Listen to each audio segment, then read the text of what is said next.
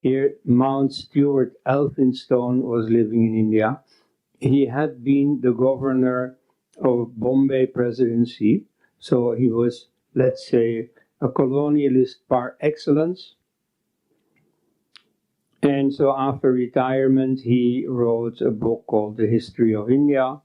And in that he says, it is contrary to their foreign origin that neither in the Code of Manu, nor I believe in the Vedas, is there any allusion to a prior residence. That's an argument that is still used till today. Whatever you look for in the books, you won't find any indication of a prior residence elsewhere.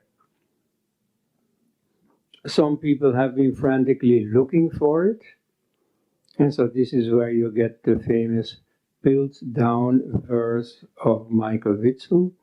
The Piltdown men, for those who don't know, in the history of paleontology, when they researched human fossils to know more about, you see, the earlier types of human being, the Piltdown man was a forgery that, you see, was a bit Neanderthal and a bit modern man. And so this was just to push the theory that there was some transition between the two, and that turned out to be fake. Now here also, people have tried to find a halfway position between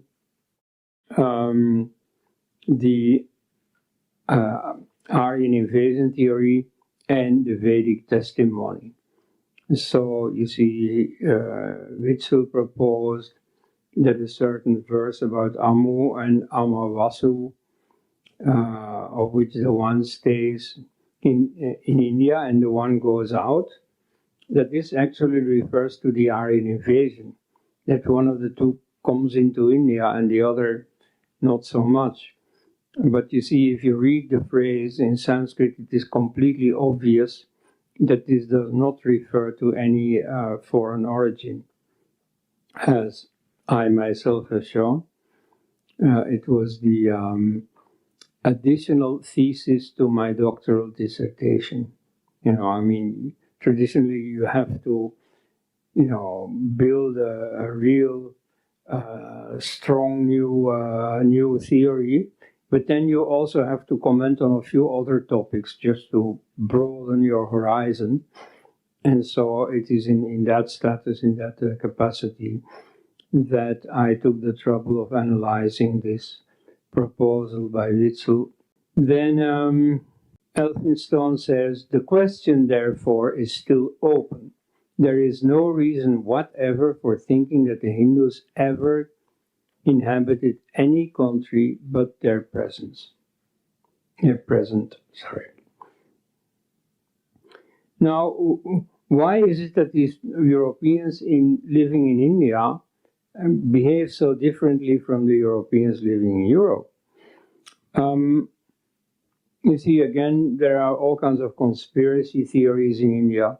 No, in this case, not all kinds of. There's really only one conspiracy theory in this case, namely, they're all vicious, ugly, racist colonialists, and that's why they invent all these, against India.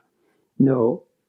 But you see, there were a number of factors that conditioned people who were not exposed to Indian reality to greatly underestimate India.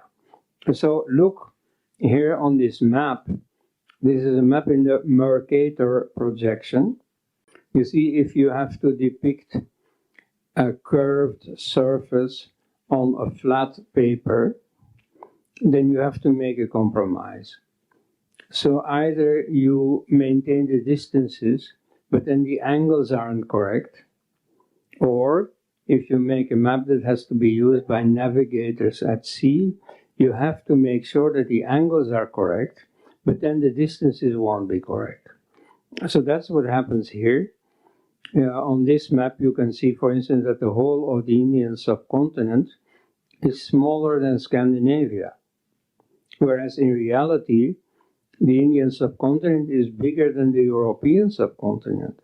So, you see, that's why it became easy for people to neglect India, to think nothing much about India. So, India was gravely underestimated, and the people who were living in India, they were far more aware of the importance and the magnitude of India.